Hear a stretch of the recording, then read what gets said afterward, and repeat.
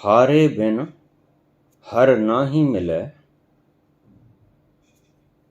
हारे ते हरि संग। इसका आंतरिक अभिप्राय क्या है बाबा? क्षुधा साधोरी, इटली से।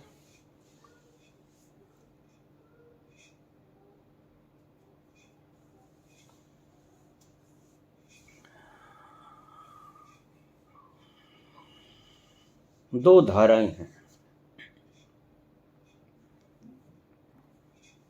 एक धारा संकल्प की, परिश्रम की। दूसरी धारा समर्पण की, विश्राम की।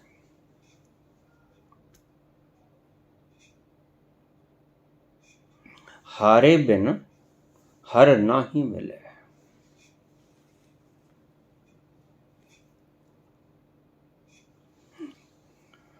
बचपन की एक छोटी सी कहानी से शुरू करूंगा अपनी बात। मेरे पड़ोस में हमारे शहर की नगर पालिका के प्रेसिडेंट मरारी लाल लोहटा रहते थे। बहुत साल तक वो प्रधान पद पर रहे।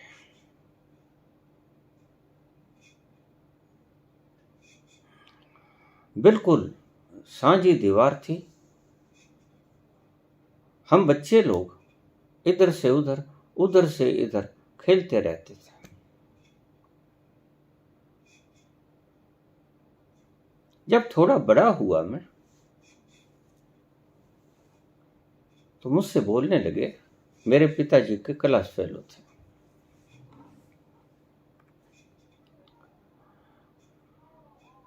छोटे छोटे काम मुझे इलेक्शंस के समझाने शुरू कर दिया।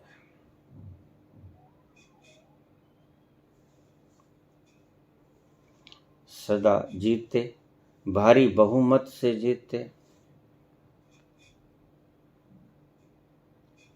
एक बार मुकाबला कांटे की टक्कर का था।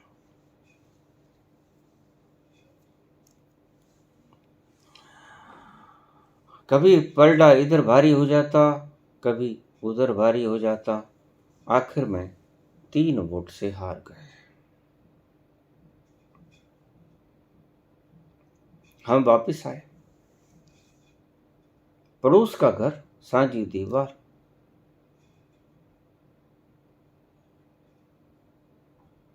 तो हम सभी लोग उनके साथ घर तक चले गए, घर के अंदर बैठ गए। धीरे धीरे सभी अपने अपने घरों को जाते रहे। मैं तो उठ के अपने पड़ोस में ही जाना था। मैं अकेला बैठा रहा। उनकी एक बात तब की कही हुई मुझे उस वक्त समझ नहीं आई। बाद में समझ पड़ी कि उनके कहने का आशय था क्या।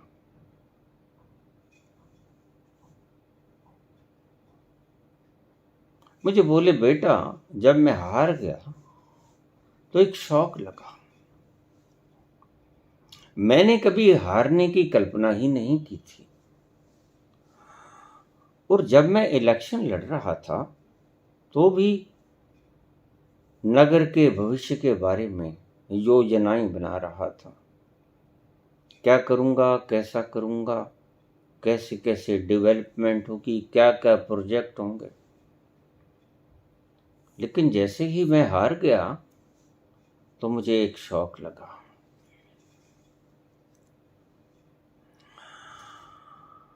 और जहां गिनती थी, हमारी उसी गली के अंदर मोड़ पर स्कूल था, बहुत बड़ा स्कूल।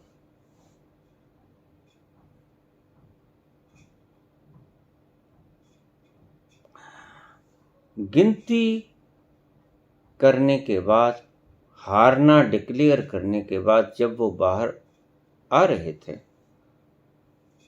तो कहते कि 5 मिनट में जैसे ही मैं बाहर तक आया तो मेरे भीतर एक अपूर्व शांति छा गई। कमाल की बात है, हारा हुआ व्यक्ति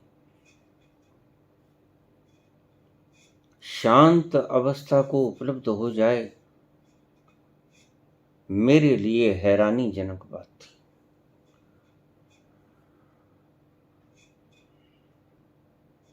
मेरी सभी कल्पनाएं नगर को बनाने की, उज्जवल भविष्य, डेवलपमेंट की, सब कफूर हो गई। अब जो नया आएगा वो संभालेगा। मैं भार मुक्त हुआ और इस भार मुक्त होने से मेरे भीतर अपूर्व शांति छा गई, जो कि मैंने पिछले 30 वर्षों से जानी नहीं थी। मुझे उस वक्त ये बात समझ नहीं आई, लेकिन बाद में बात समझ आई। जो प्रेसिडेंट हार जाते हैं, जो प्राइम मिनिस्टर हार जाते हैं, वो हारने के बाद उनके चेहरे पर इतना लावण्य कैसे आ जाता है। तो मुझे तब समझाई बात कि लावण्य का खोना भविष्य की उलझनों के कारण था। क्या वायदे किए हैं उनको पूरा करना, कैसे होगा, ये अचेतन में पड़े होते हैं और लगातार हमें छेड़ते रहते हैं। हमारे दिमाग को, हमें पता हो या ना हो, यह अचेतन मन में दूसरों से किए गए वायदे हमारे चेतन को छेड़ते रहते हैं और एक कोलाहल, एक शोर पैदा करते रहते हैं, और जहां शोर है वहां शांति नहीं। तो आप जो मौजूदा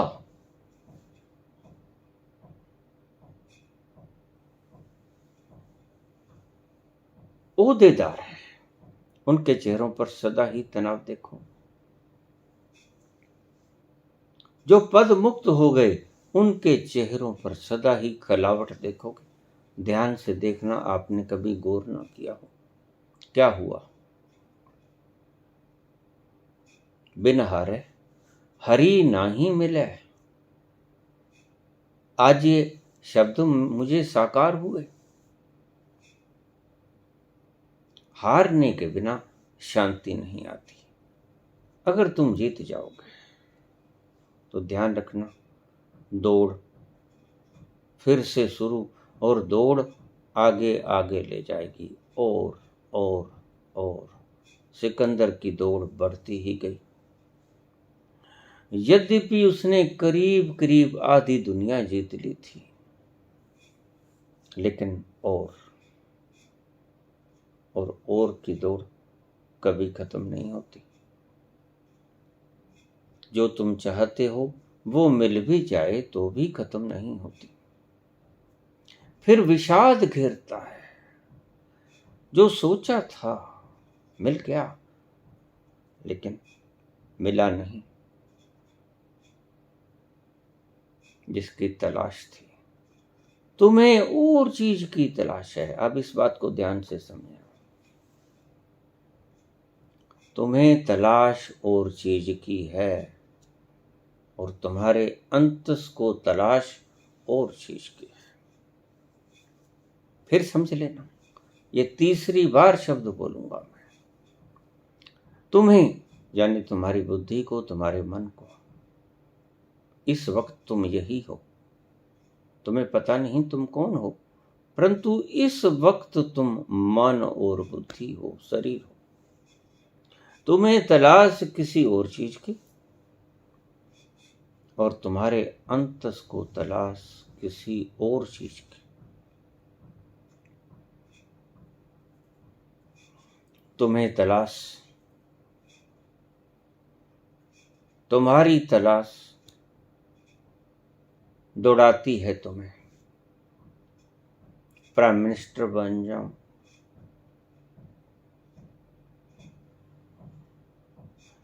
चीफ जुडिशियल मजिस्ट्रेट बन जाऊं, सुप्रीम कोर्ट का न्यायाधीश, सबसे ज्यादा धनपति मैं बन जाऊं, 1 नंबर का, पहले गांव का, फिर सूबे का, फिर देश का, फिर संसार का, ये और की दौड़ कभी खत्म नहीं होती।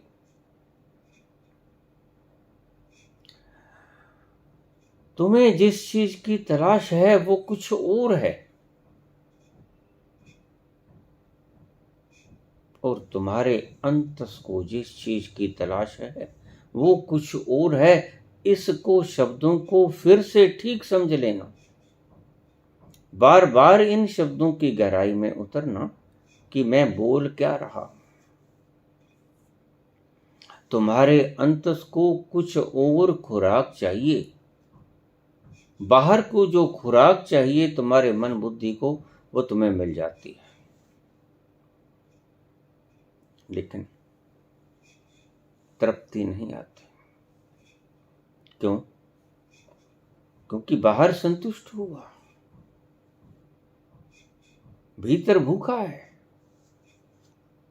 और वस्तुतः तो तुम भीतर ही हो, वस्तुतः तो तुम भीतर हो, और उसकी भूख मिटी नहीं, और तुम्हारी भूख बाहर की मिट गई और बाहर तुम हो नहीं। यही दुविधा है सभी प्राणियों में। अगर सही दुविधा को तुम, मानवता की सही दुविधा को तराशोगे तो यही पाओगे। मानवता की दुविधा यही है, जो वह सोचता है कि ये मिल जाए तो सब मिल जाएगा। होता नहीं ऐसा, मिल जाता है, होता नहीं ऐसा। जो जो तुम मांगते हो वो मिल जाता है, लेकिन एक चीज है जो कि सब मिलने के बाद भी नहीं मिलती, इसीलिए तुम तृप्त नहीं हो पाते। मुझे अक्सर लोग कह देते हैं, ये प्राइम मिनिस्टर्स, ये बड़े ओहदेदार, अगर उस ओहदे में, ये बात को ध्यान से समझना, बड़ी विलक्षण बात है, अगर उस ओहदे में आनंद ना होता, सुख ना होता, तो ये फिर से उस सुख की तलाश क्यों करते? फिर प्राइम मिनिस्टर आके वोट मांगता है, फिर सभी मंत्री महोदय, सभी एमएलए, एमपीस, छोटे म्युनिसिपल कमिश्नर से लेकर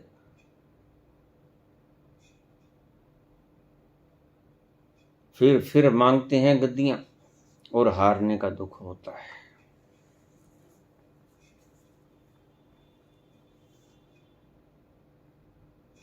तो लोग मुझे कहते हैं, अगर इन गद्दियों में स्वाद नहीं, अगर इन गद्दियों में सुख नहीं, तो ये लोग फिर से तलाश क्यों करते हैं गद्दियों की? फिर से आके चरण क्यों पकड़ते हैं हमारे? फिर से आकर मीठी मीठी बातों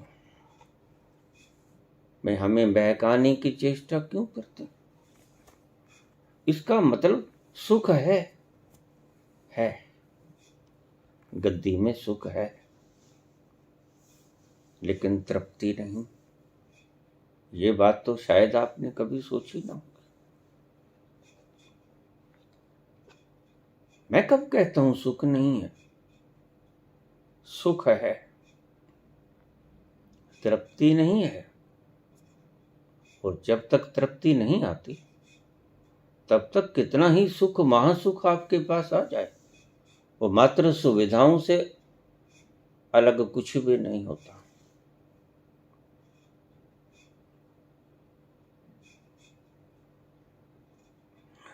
तुम लंगर की पंक्ति में बैठे हो, पंगत में बैठे हो, लंगर खा रहे हो, तृप्त हो गए, गले तक आ गया तुम्हारा खाना। अब और तो एक बुरकी भी तुम नहीं खा सकते।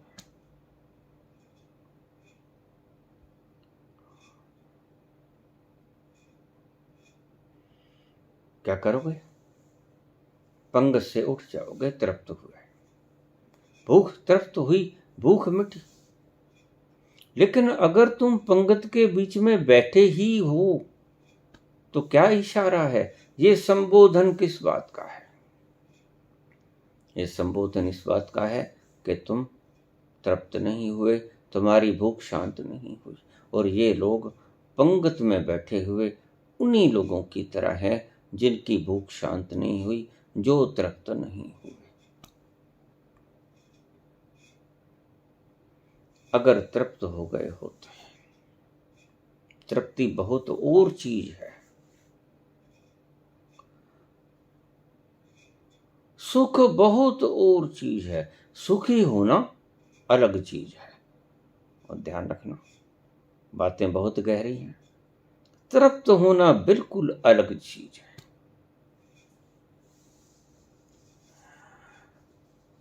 तुम सुखी होना चाहते हो, सुख के साधन जुटाते हो,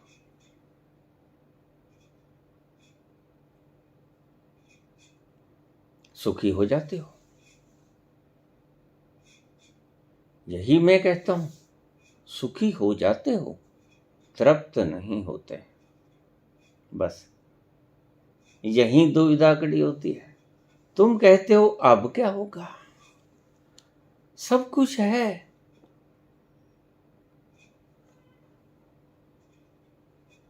कुछ चाहिए नहीं। फिर मन किसका इंतजार करता है? कोई नहीं है फिर भी है मुझको, ना जाने किसका इंतजार।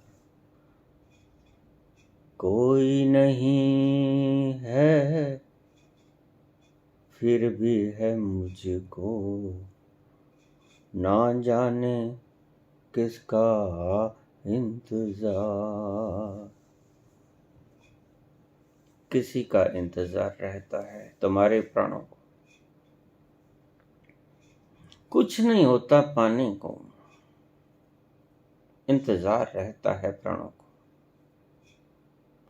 कुछ शेष रह गया, कुछ कमी है, कहीं तो है, कोई शूल चुभ रही है हृदय में। क्या है ये भी पता नहीं चलता, और कोई बता भी नहीं सकता तुम्हें। कोई बताता भी नहीं कि तुम्हारे भीतर और क्या है। किसी के पास जाओगे, वो कहेगा मूर्ख हो। तुम्हें हम अनुकरणीय मानकर जो चीजें तुम्हारे पास हैं, वो पाने की चेष्टा में संलग्न दिन भर रात रहते हैं, परिश्रम करते हैं कि हम तुम्हारे जैसे कैसे हो जाएं। और तुम कहते हो न जाने किसका इंतजार। सब कुछ पा लिया, फिर भी इंतजार बना हुआ है। वो क्या है?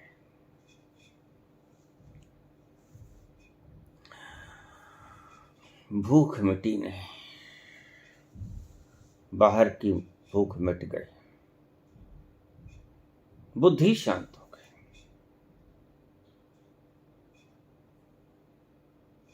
आध्यात्मिक भूख नहीं मिटी, सांसारिक भूख मिट गई, आध्यात्मिक भूख नहीं मिटी। इसीलिए बुद्ध छोड़ देते हैं कपिलवस्तु का साम्राज्य। सब कुछ पा भी लोगे कुछ भी ना पाओगे, क्योंकि असल भूख जिसको तुमने शांत किया वो तुम्हारी भूख थी ही नहीं।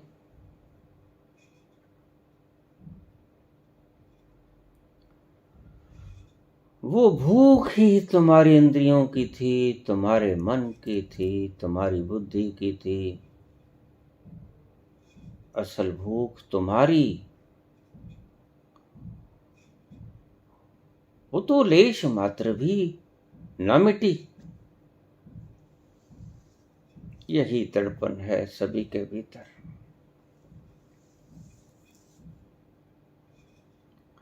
जिन्होंने पा लिया सब कुछ वो भीतर जाते हैं। अक्सर मेरे पास ऐसे लोगों के संदेश आते रहते हैं, बाबा कमी तो कुछ नहीं है, फिर भी किस चीज का इंतजार है? ये कौन है जो हमें अतृप्त रखे हुआ है? ये भीतर की भूख है, ये आध्यात्मिक भूख है।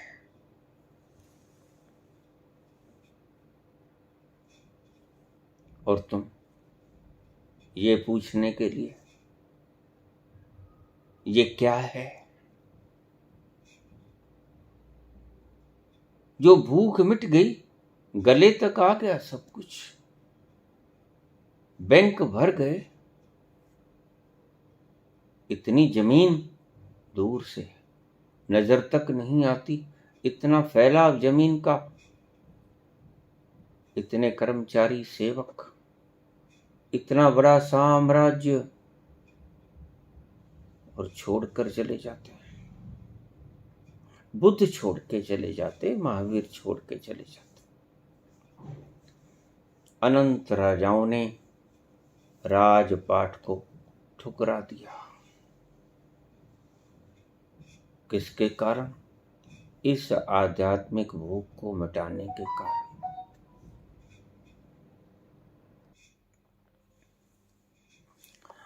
दो तरह की भूखें हैं, सांसारिक भूख, इंद्रियों की भूख, मन की भूख, बुद्धि की भूख। ये भूख लेकर तुम जाते हो गुरुओं के पास।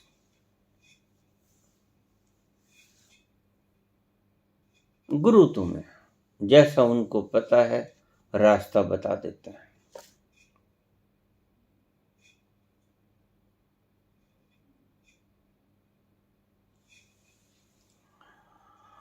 तुम भी तलाश में जाते हो किसी और चीज की, और वो भी तुम्हें बताते हैं रास्ता। सही भूख का नहीं, भीतरी भूख का नहीं, बाहरी भूख का। और तुम उस बाहरी भूख को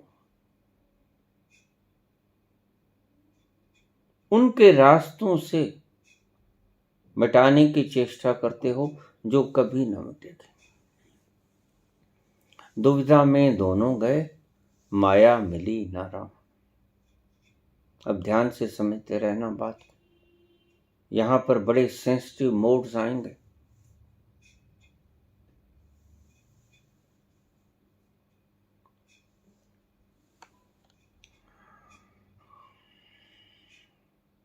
तुम्हें धन चाहिए, तुम्हें पदवी चाहिए, तुम्हें सम्मान चाहिए,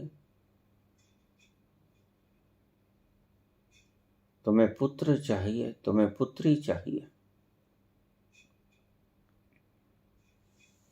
ये तुम्हारी भूख नहीं है,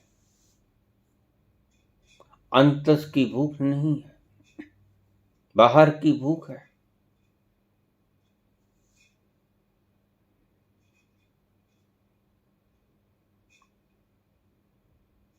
मिट भी जाए तो कुछ नहीं मिटता, क्योंकि तृप्ति नहीं आती। जिनके पास सभी कुछ है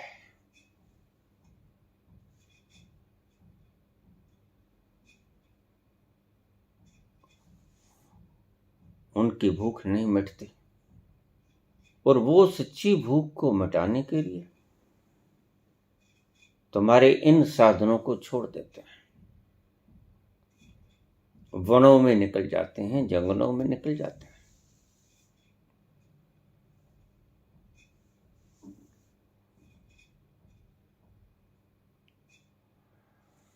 अगर तुम सब कुछ पाकर भी अभी तड़पते हो किसी चीज के लिए, तो तुम्हारा रास्ता श्रम का नहीं, तुम्हारा रास्ता विश्राम का, परम विश्राम का है।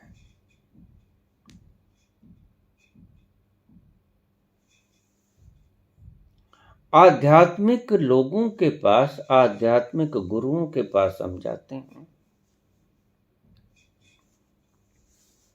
तो वो सिखाते हैं बल इकट्ठा करो, और मुझे हैरानी होती है,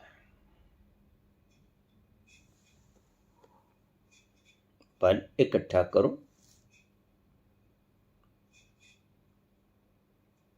जिनके पास सभी प्रकार के बल थे, थोड़ी उनकी दशा की तरफ झांकने की चेष्टा करोगे,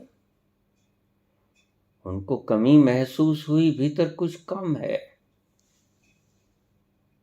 तरक्की हुई नहीं। क्या था वो? बल था उनके पास, भोग सामग्री थी उनके पास, भोगा उन्होंने, लेकिन अतृप्त बने रहे, चैन नहीं, करार नहीं। जल रहा है जिया किसी तड़पन में,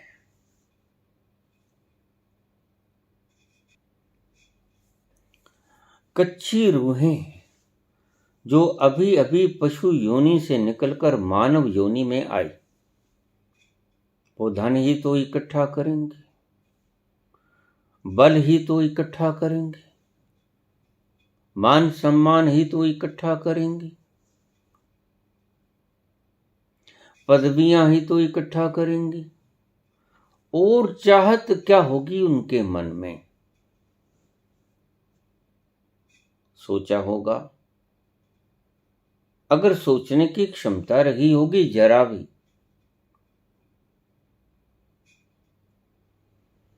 मछलियों ने, गायों ने, कुत्तों ने, पंछियों ने, ये मानव बड़ा सुखी है, यह सबको वश में कर लेता है, शेर तक खूंखार पशुओं को वश में कर लेता है, पिंजरे में डाल देता है।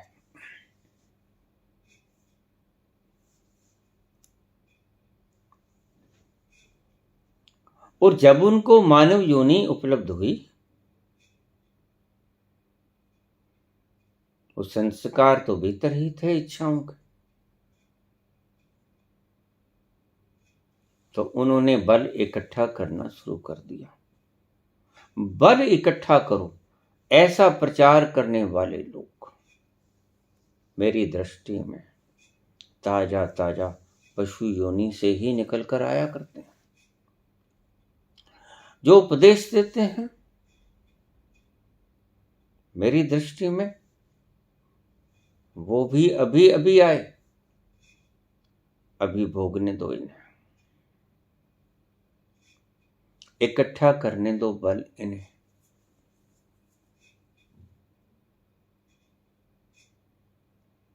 और तुम भी इनके पास ही इकट्ठे होगे बिला शक। क्यों? तुम भी अभी कच्चे खिलाड़ी हो,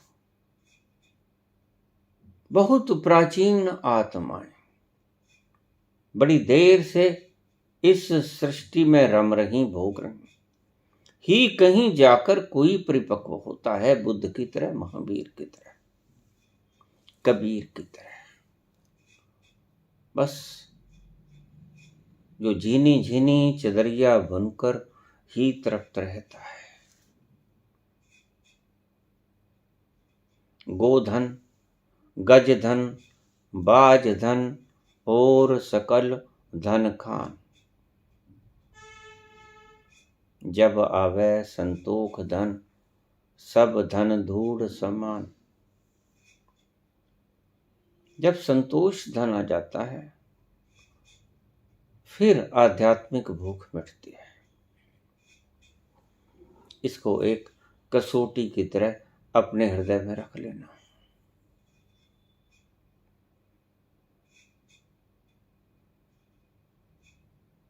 यह कुछ बात ऐसी नहीं कि खुद को हीन दीन समझना शुरू कर दो, नहीं, ऐसा कुछ नहीं है।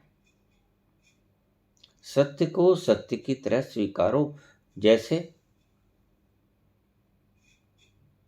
मैंने कहानी सुनाई, एक्स प्रेसिडेंट मुरारी लाल लोहिया, उन्होंने मुझसे कहा कि पहले बहुत दुख हुआ, शौक लगा, लेकिन जैसे ही मैंने स्वीकार किया कि हाँ मैं हार गया, मेरे भीतर एक अपूर्व शांति की झलक उतर गई। स्वाभाविक था, अब मुझे पता चलता है, सारा बोझा खत्म, सारे ग्राम का शहर का बोझा खत्म। ये प्रोजेक्ट बनाना, ये बनाना, कभी किसी की कंप्लेंट ना आ जाए, सभी को सुखी रखना, ये करना वो करना, सारे दिन करने में उलझे रहोगे तो तृप्त ना हो पाओगे।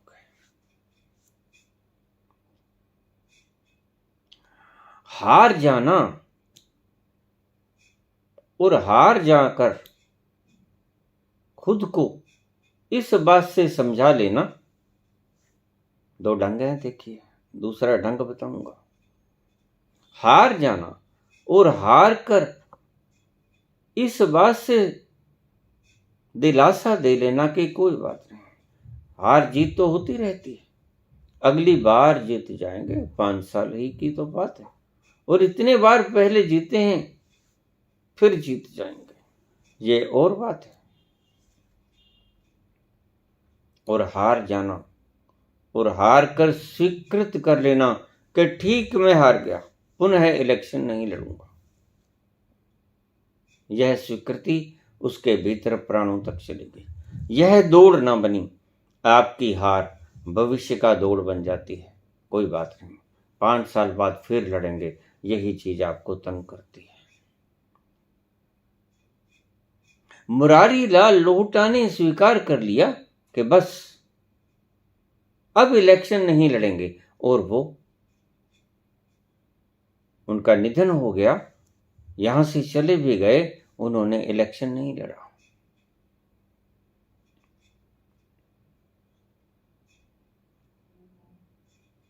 जब मुझे उन्होंने कहा कि मुझे अजीब सा सुकून मिला, आज चाह गई, चिंता मिटी, मनुआ बेपरवाह, जिनको कछु न चाहिए वो ही शहंशाह। आप शहंशाह कहते हो जिसके पास सब कुछ है, लेकिन कबीर शहंशाह उसे कहते हैं जिसके भीतर आत्म तृप्ति है। अगर तृप्ति नहीं तो आपकी बाहर की शहंशाही गरीबी का ही एक रूप है। शहंशाही के भीतर कुनीन छिपी है गरीबी की। आपने सांत्वना दे दी कि कोई बात नहीं, अगली बार फिर इलेक्शन लड़ेंगे, फिर जीतेंगे।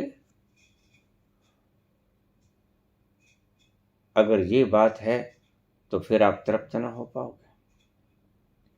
हार को स्वीकार कर लो और आपकी आत्मा ये तथ्य निकाल ले कि ओह, मैं तो बड़ी मूर्खता में था, इतने साल इलेक्शन लड़ता रहा, मैं मूर्ख ही तो था। मुझे क्या पता कि हार जाने में इतना आनंद होता है। हार जाने में इतना आनंद नहीं होता, हार जाकर हार को स्वीकार करने में आनंद होता है। तुम हारते तो रोज हो, लेकिन हार को स्वीकार कहाँ कर पाते। बस ये स्वीकार करना ही आंतरिक तथ्य है आनंद का। सुख तो बहुत देखे आपने, आनंद की झलक नहीं पाई, आनंद से बिल्कुल नावाकिफ रह गए। सुख बहुत देखा, संसारिक सुख सदा से आप चखते रहे, लेकिन आनंद की एक झलक कभी नहीं मिली। और जब उन्होंने आनंद की झलक पाई, हार को स्वीकार करके, उसके बाद उनके चेहरे की ग्लो बढ़ती गई। छोड़ दिया उन्होंने, यहां से चले गए। इलेक्शन कभी नहीं लड़ा और निधन हो गया उनका।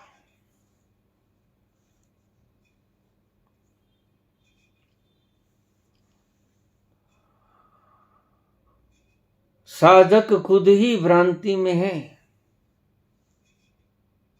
कि हमें चाहिए क्या।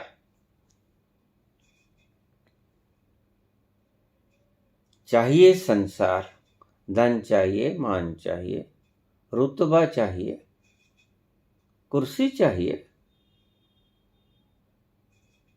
और संसार की चीजें चाहिए। और जाते हैं धर्मगुरुओं के पास, और धर्मगुरु भी तुम्हें कहते हैं ठीक बैठ जाओ, यहीं से मिलेगा। ये दुकान सही ढूंढी तुमने।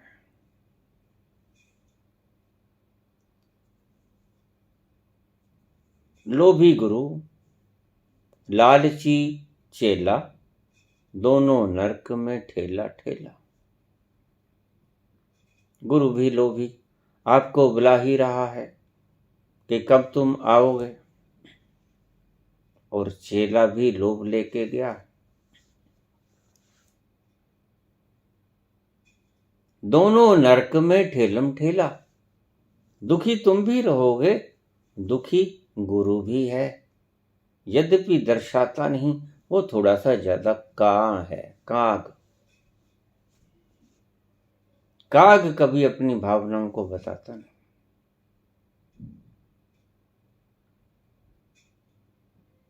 ऐसे गुरुओं के पास तुम जाओगे जो कहेंगे बल इकट्ठा करो। बल इकट्ठा करने में आपको सब कुछ मिल जाएगा, मिल जाएगा। रजामंद हैं इस बात से, राजी, सुख मिल जाएगा, बड़े से बड़ा सुख मिल जाएगा। परमात्मा की सृष्टि में महासुख है, लेकिन याद रखना, बस भूख आध्यात्मिक नहीं मिलेगी, आनंद नहीं मिलेगा। बाहर तुम शांत हो जाओगे, बाहर तुम बड़े से बड़ा ओहदा पालोगे। Chief justice of India, prime minister of India,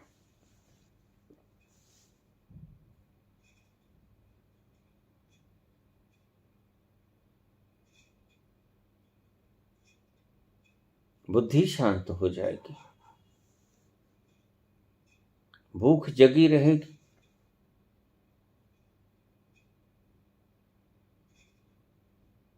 ये बड़े अजीब लोग होते हैं, आपको देखने में ऐसे लगेंगे बहुत सुखी,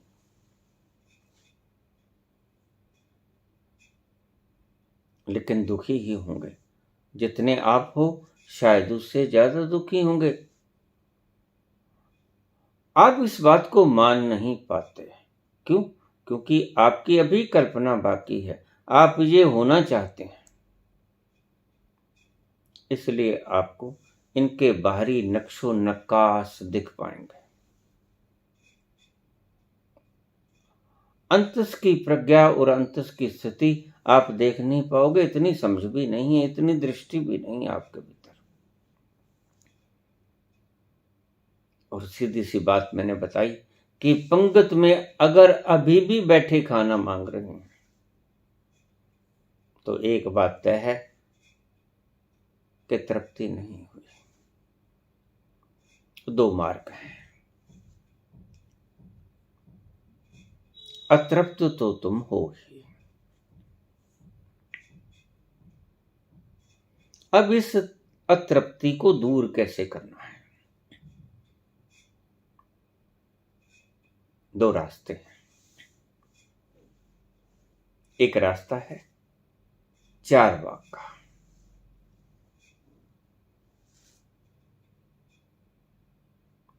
यदा जीवेत सुखी जीवेत ऋणम कृत्वा घृतम पिबेत। वो कहते बस संसार में बल इकट्ठा कर लो, मांग के भी कर लो, ऋण उठा लो, घी पी लो, ये ऋण ही तो है। ये कर देंगे, वो कर देंगे, ये कर देंगे, वो कर देंगे। ये ऋण है जनता का आप पर। घी पी लो, लेकिन जो तुम पीते हो घी होता नहीं। एक रास्ता ये है, IIM कर लो, IIT कर लो। देखिए, मैं किसी को ये नहीं कहता कि पढ़ाई छोड़ दो। मैं एक तथ्य की तरफ तुम्हें इशारा करने जा रहा हूं। बिल्कुल करो, जो कर रहे हो ज्यादा ज्यादा जोर से करो, भागो, खूब भागो। मैं इस हक में हूं कि अगर भागना ही चाहते हो तो दौड़ाक धावक बन जाओ, तेज से तेज, ताकि तुम थक जाओ और थक के ऊंधे मुंह गिर जाओ। अगर धीरे धीरे चलोगे तुम तो कभी भी पहुंच नहीं पाओगे। क्यों? क्योंकि थकोगे नहीं। मैं कहता हूं इतना दौड़ो, पूरा जोर लगा के दौड़ो, इतना उबलो कि पानी वाष्प बन जाए, ऊपर उड़ जाए, पानी की गुणवत्ता बदल जाए। पानी जो अब तक बर्फ भी बन सकता था, पता ही ना चले कहां गया।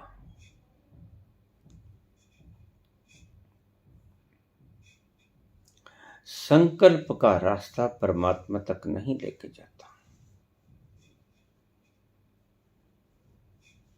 भूल जाते हो तुम। जिसे तुम संकल्प कहते हो,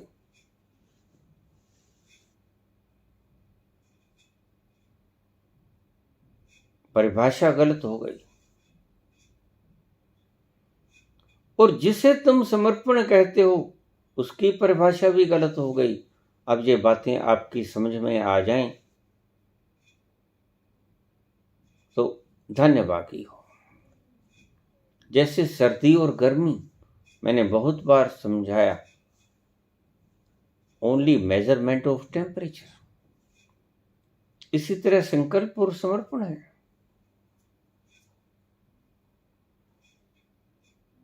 यह एनर्जी की अवस्थाएं हैं।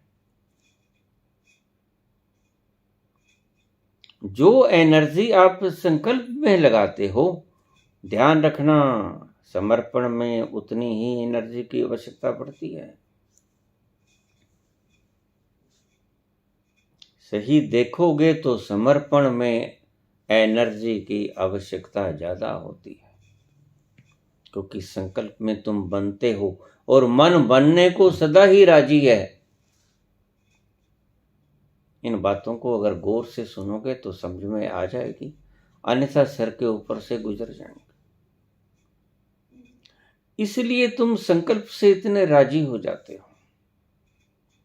पुरुष मन सदा संकल्प से राजी है, स्त्री मन संकल्प से राजी नहीं होती। मुर्दा तो न संकल्प कर पाएगा, ना समर्पण कर पाएगा। ध्यान से समझ लेना क्यों, कारण क्या है। एनर्जी का अभाव, ऊर्जा का अभाव। ना वो संकल्प कर पाएगा, ना वो समर्पण कर पाएगा। तो एक बात तो बिल्कुल गौर से समझ लेना कि जरूरत तो एनर्जी की पड़ेगी, संकल्प में भी, समर्पण में भी। लेकिन आपको जानकर बड़ी हैरानी होगी कि संकल्प में इतनी शक्ति नहीं चाहिए जितनी समर्पण में चाहिए। जितना मन समर्पण से डरता है, उतना मन संकल्प से नहीं डरता। सही पूछो तो संकल्प तो मन ढूंढता है, समर्पण मन करने को राजी नहीं होता। जब उसे संकल्प से कुछ मिलता नहीं। अब इस बात को ठीक से गहरे में समझना जो मैं बोल रहा हूं। जब उसे संकल्प से कुछ मिलता नहीं, जब उसे दौड़ने से कुछ मिलता नहीं, तो वो ठहर जाता है। जब उसे संकल्प से कुछ मिलता नहीं तो वह ठहर जाता है, और वो ठहरना समर्पण है।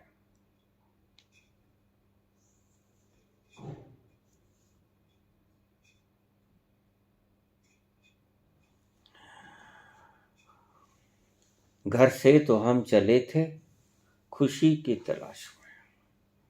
तुम जाते हो गुरुओं के पास। गुरुजनों से तुम जो मांगते हो वो तुम्हारी इच्छा नहीं होती, ध्यान रखना। वो तुम्हारी भूख नहीं होती। और गुरु जो तुम्हें बताता है वो भी तुम्हारी भूख नहीं होती। वास्तव में तुम्हारी भूख एक ही है, दो नहीं। यद्यपि तुम अपने आप को दो मानते हो। एक तल पर तुम अपने आप को शरीर मानते हो, और दूसरी तल पर तुम अपने आप को विशुद्ध चेतन परमात्मा मानते हो।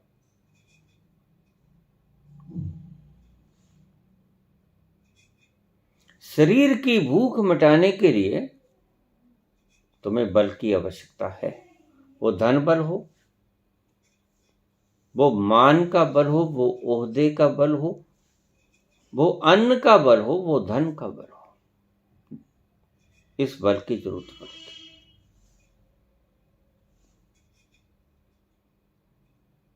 लेकिन इस बल को प्राप्त करने से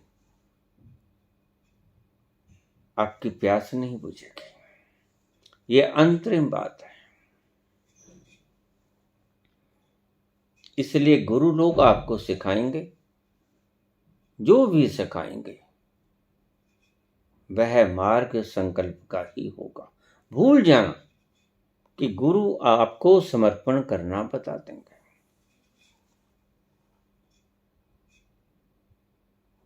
क्यों? क्योंकि वो खुद संकल्प की तलाश में है, खुद बल की तलाश में है। इसलिए आपको भी प्रेरित करेंगे कि आप बल कमा लो, आपको सब कुछ मिल जाएगा, मिल जाएगा, सब कुछ मिल जाएगा। लेकिन सब कुछ मिल जाएगा एक तल का, आपकी इंद्रियों का, आपकी मन का, आपकी बुद्धि का, एक तल का सब कुछ मिल जाएगा, बिल्कुल मिल जाएगा, अथाह कठिन परिश्रम करने के बाद। लेकिन एक तल पे तो सोने रह जाओगे, एक तल पर तो भूखे रह जाओगे, एक तल पर प्यासे रह जाओगे, एक तल पर तड़पोगे, एक तल पर तो दीनहीन और दुखियारे बने रहोगे। वही तल आपको सताएगा। जैसे ही आप बल को इकट्ठा करोगे, कब?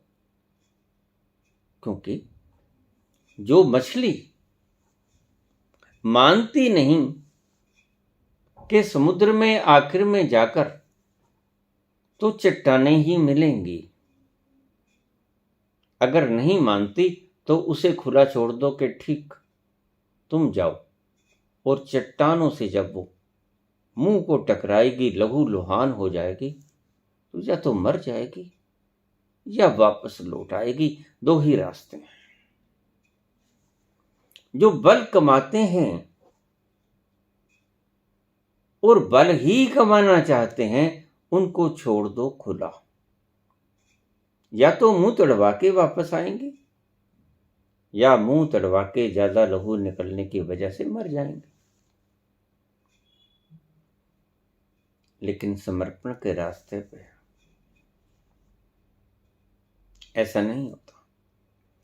समर्पण के रास्ते पर तो बनना होता ही नहीं, समर्पण के रास्ते पर होना होता है, मिटना होता है। अगर किसी ने कहा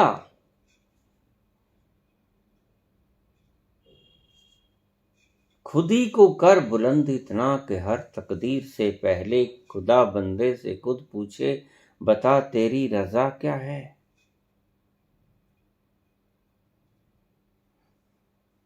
तो मैं समझता हूं कि संकल्प का रास्ता आपको कहीं नहीं लेके जाएगा। खुद ही को आप बुलंद करता रहो, खुद ही इतनी ज्यादा हो जाएगी कि तुम्हें दुख देने लगेगी। खुद ही से ही लोग दुखी होते हैं। आपने कभी प्रयास नहीं किया अपने दुख का मूल कारण। तुम्हारे दुख का मूल कारण है क्या? खुद ही। तुमने खुद ही को बढ़ाना शुरू कर दिया। खुद ही का मतलब मैं, नकली मैं। खुदा बंदे से खुद पूछे, बता तेरी रजा क्या है। रजा बिल्कुल ठीक, रजा पूरी होगी तुम्हारी। लोगों की रजा पूरी होती है, बल भी मिलता है, धन भी मिलता है, ओहदा भी मिलता है, सब कुछ मिलता है, डिग्रीज भी मिलती हैं, बड़े से बड़े ओहदे भी मिलते हैं। लेकिन फिर वही बात, एक ऐसा पुकारता रहता है, मैं प्यासा हूं, मैं भूखा हूं, मैं प्यासा हूं, मैं भूखा हूं। एक तल पर तुम तुम्हारे हिसाब से पा लेते हो सब कुछ, लेकिन वो आपका दूसरा तल तो सदा ही बोलता रहता है कि मुझे मेरी खुराक दो, मुझे मेरा भोजन। इसलिए संकल्पवादी व्यक्ति को आप शुष्क पाओगे, खुश्क, कठोर। और समर्पण की तरफ जो निकल गया उसको आप फ्लेक्सिबल पाओगे, कठोर नहीं होगा वो। जैसा मोड़ोगे मुड़ जाएगा, रबड़ की तरफ फ्लेक्सिबल।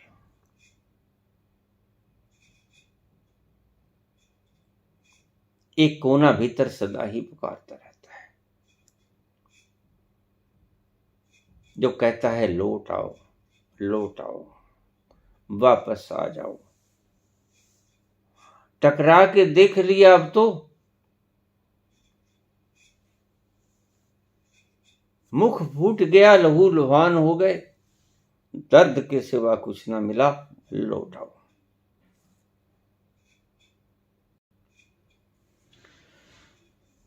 इस राह पे चलने से पहले ये देखना, तुम्हारी डिमांड तो है, लेकिन डिमांड है क्या?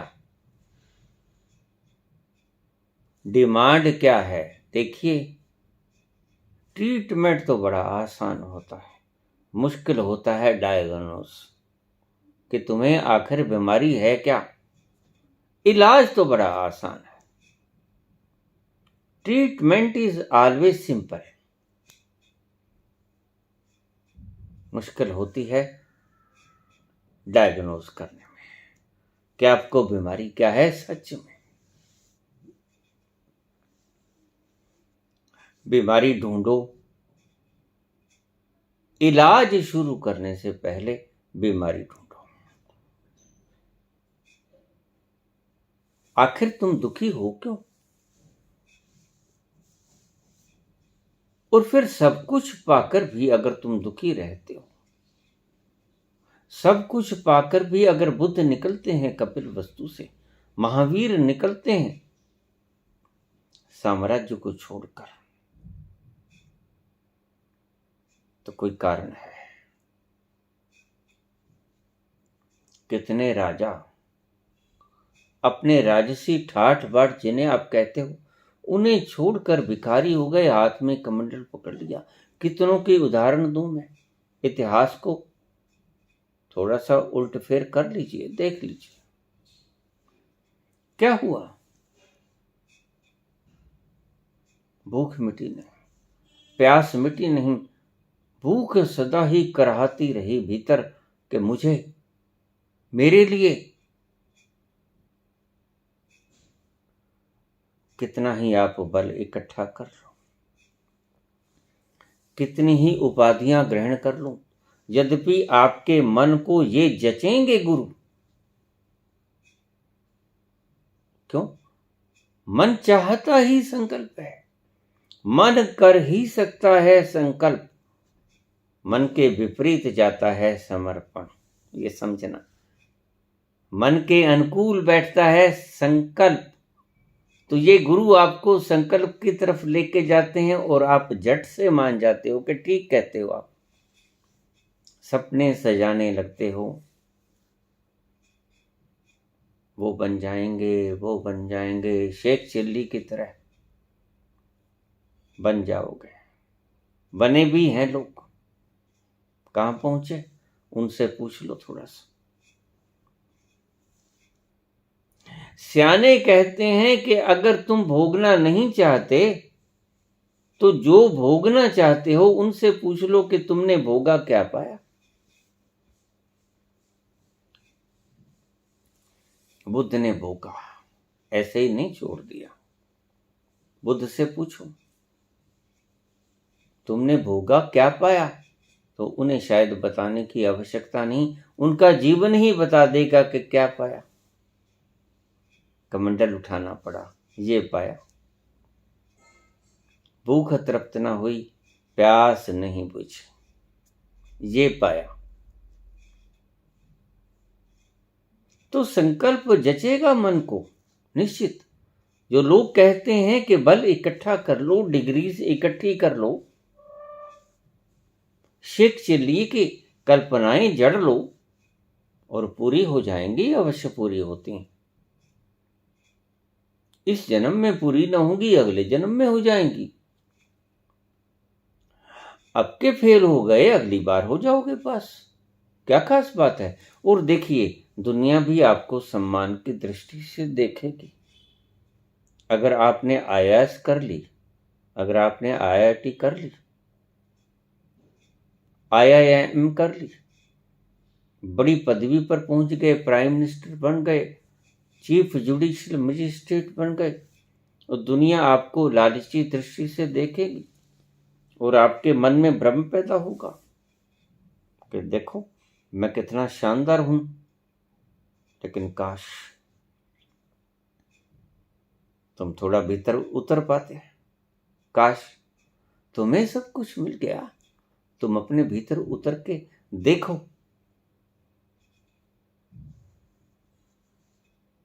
भूख सता रही है, अगर भूख ना सताती तो कभी कमंडल नहीं उठाते राजा।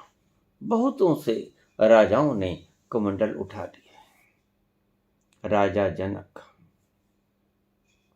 19 पीढ़ी हुई राजा जनक की, सभी विदेह कहलाए और सभी ने अष्टावक्र जैसे लोगों का दामन थामना पड़ा, उनके चरण पकड़ने पड़े। राजसी ठाठ बाट उनकी वो प्यास न बुझा सकी जो असली प्यास थी। इसलिए मैं कहता हूं 2 रास्ते हैं। मछली की तरह टकरा के मुंह फुड़ा के वापस आ जाओ, रास्ता फिर भी वही है, जाने का समर्पण। संकल्प कोई रास्ता नहीं, ये एक बहकावा है। संकल्प रास्ता है ही नहीं। संकल्प तो सिर्फ वही रास्ता है कि अगर कोई बच्चा जिद करने लग जाए कि मैं तो ये करूंगा ही, तो उसको छोड़ दो। ठीक, तुम दौड़ना ही चाहते हो, दौड़ लो, औंधे मुंह गिरोगे, पर थोड़ा सा तेज दौड़ना बेटे, जल्दी थक जाओ, मेरी इच्छा ये है। औंधे मुंह गिरो, मेरी इच्छा ये है, और ज्यादा तेज दौड़ना, नंबर 1 जल्दी से बन जाना। नंबर 1 बनकर ही असली वैराग्य पैदा होता है। नंबर 1 बनकर ही अगर कोई व्यक्ति आत्मा के भीतरी तलों में झांके कि मुझे कुछ मिला, पहले से सुखी हूं, दुखी हूं, अगर इस बात की छानबीन करना शुरू कर दे तो वो कमंडल उठा लेगा निश्चित रूप से। हार जाए और अभी ये सोचे कि कोई बात नहीं, अगला इलेक्शन जीत लूंगा, तो फिर वो थकान एक नंबर का बन जाए।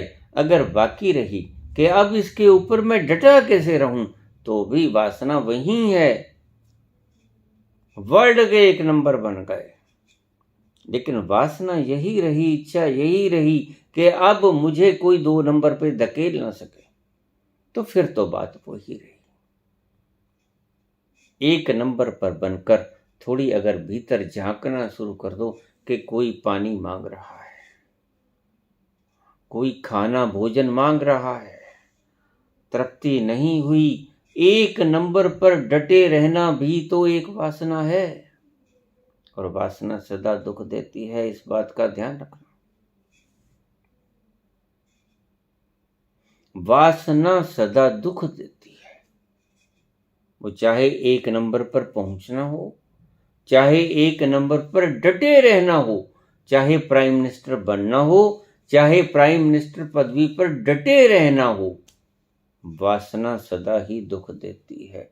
वासना कभी भी आपको उस आनंद के क्षेत्र में प्रवेश करने ही नहीं देती जिसको ईसा ने कहा, only they will enter in my God's kingdom who will be innocent just like a child.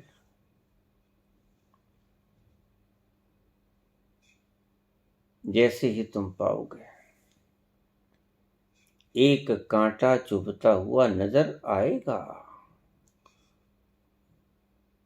यही तो कन्फर्मेशन से बोलते हैं संत, पक्का पक्का नजर आएगा।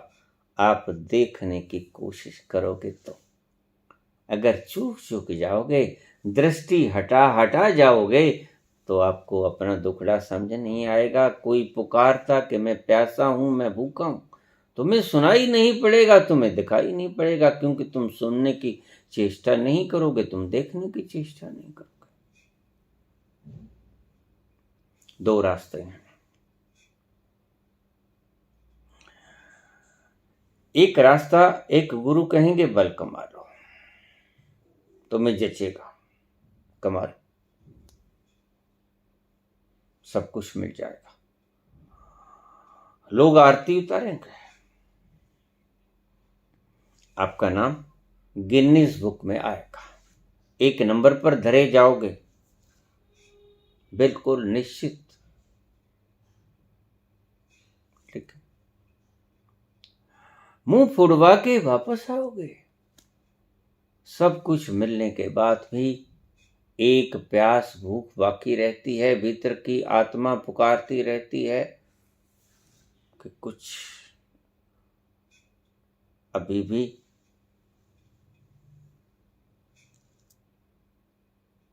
छूट गया जो मिला नहीं, अभी कुछ कमी है, अभी कुछ पाना शेष रहेगा। यद्यपि सब कुछ पा लिया गया, जो तुम्हें दिखाई पड़ता है उसको पा लेना, संसारिक पा लेना है। लेकिन कुछ ऐसा भी है जो तुम्हें दिखाई नहीं पड़ता, उसको भी पाना है, और उसको पाए बिना तुम संपूर्णता ना पा पाओगे, उसको पाना आवश्यक है। तो अब 2 रास्ते हैं। एक रास्ता जो तुम्हारे गुरु तुम्हें बतलाएंगे, आम सभी बताएंगे, माला ले लो, फेरते रहो, चक्री घुमा दो, बल पा लेना, किसी भी तरह का हो, नंबर 1 हो जाओ, किसी भी तरह से हो जाओ। लोग तो भक्ति के मामले में भी नंबर 1 होने को बैठे, कोई दौड़ है जी? भक्ति है ही ठहरने का नाम। राम विश्राम से ही तो बना है, अगर विश्राम नहीं तो काहे राम।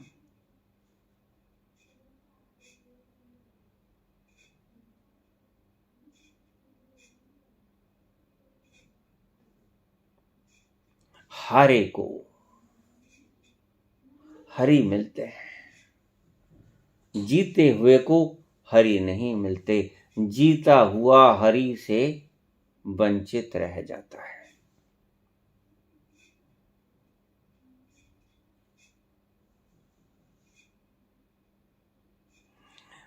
एक रास्ता है परिश्रम का, जाओ मुंह फुला के वापस आ जाओ। एक रास्ता ये है लंबा, एक रास्ता है अष्टावक्र का। अष्टावक्र क्या कहते हैं? वो कहते हैं मूर्खता मत करो। तुम्हारे भीतर जो भूख है वो तुम्हारे किसी भी क्रियाकलाप से मिटने वाली है नहीं। संसार की सर्वोत्तम चीजें पाकर भी तुम पाओगे कि कुछ अन्न पाया रह गया। वह अन्न पाया जब तक नहीं मिलेगा तब तक आपको तृप्ति नहीं होगी। और वह अन्न पाया कैसे मिलेगा?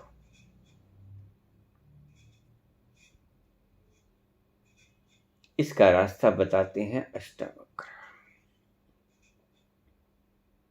2 शब्दों में। जिसे तुम पाना चाहते हो वो तुम हो ही। जिसे तुम पाना चाहते हो वो तुम हो ही। काहे का संकल्प, काहे का समर्पण, काहे का विकल्प, जो तुम पाना चाहते हो पहले ही से पाया हुआ है।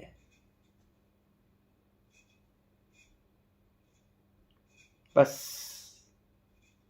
पाने की दौड़ बंद कर दो। पाने की दौड़ के जितने भी साधन हैं, रास्ते हैं, उन पर पोचा फेर दो। कहीं नहीं जाना है, कुछ नहीं पाना है, जो है वो बस ठीक है, उतने में ही हम संतुष्ट हैं। तो रास्ता बताया बहुत से संतों ने ठहरने का, राजी है हम उसी में जिसमें तेरी रजा है। अपनी तो यूं भी वाह वाह है और यूं भी वाह वाह है। अनमने से भाव से स्वीकार भी मत करना अपनी गरीबी को, अपनी बलहीनता को।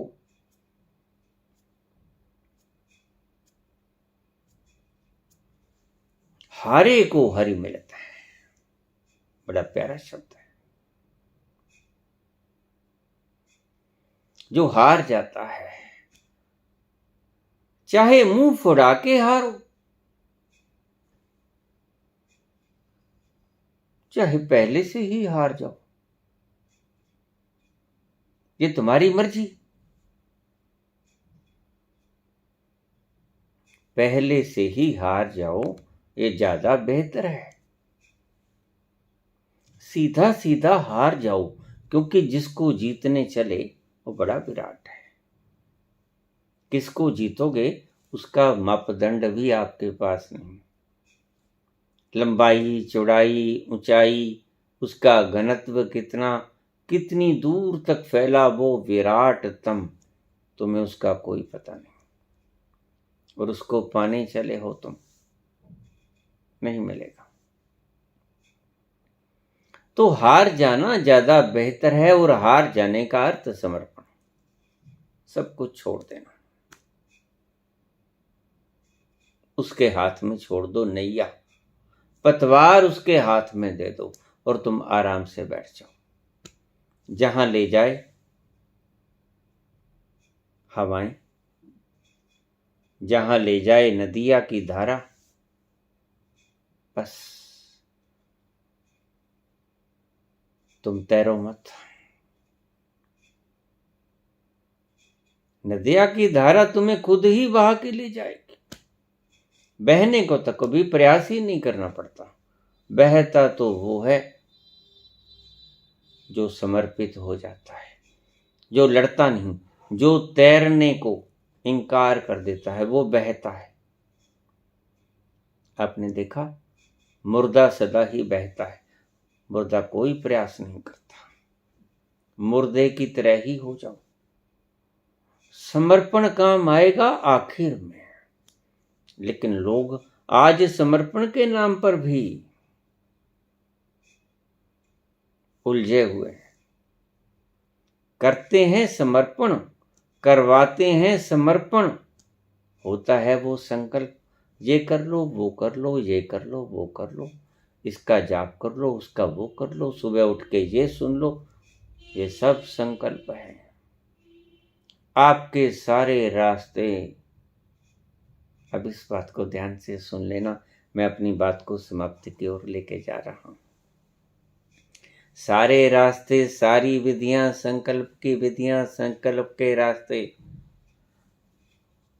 तो समर्पण क्या है? ये कोई रास्ता नहीं है। अविधि का आ जाना, सभी विधियों को त्याग देना समर्पण है। विधिहीनता, कोई विधि नहीं, समर्पण है। सभी विधियों को छोड़ दो, सभी मार्गों को छोड़ दो। सभी मार्ग संकल्प के हैं। लोग कहते हैं कि समर्पण के मार्ग हैं। समर्पण का भी भला कोई मार्ग होता है? बहने का भी कोई मार्ग होता है? तैरने के तो मार्ग होते हैं, तैरने की तो कलाबाजियां होती हैं। कैसे तैरो, कैसे तैरो, किस तरह तैरो, कितना गहरे जाना है, वैसे तैरो, ये तो है, कलाबाजियां तो हैं। तैरने की कलाबाजियां होती हैं, बहने की कलाबाजियां नहीं होती। बहना तो सभी कलाबाजियों को छोड़ने का नाम है। सभी विधियों को छोड़ दो। सो भगवान कृष्ण ने एक शब्द इस रूप में भी कहा, जिनके अर्थ बहुत और ढंग से भी ले लिए गए। क्या कहा? सर्वधर्मान् परित्यज्य,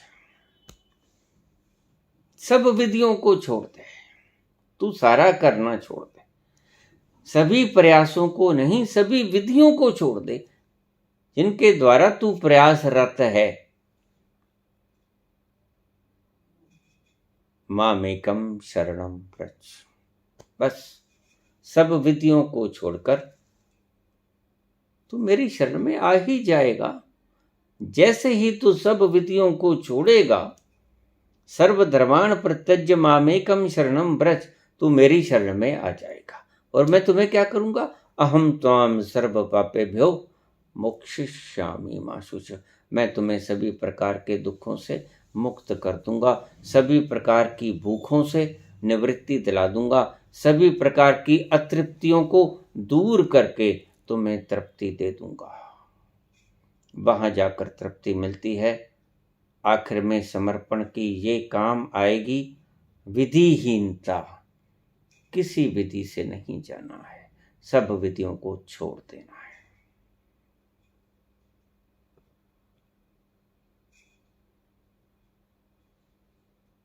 विधियों को छोड़कर समर्पण कर दो। तैराकी को छोड़कर बहना शुरू कर दो। जहां ले जाए अनंत सागर, उसकी मौज। धन्यवाद।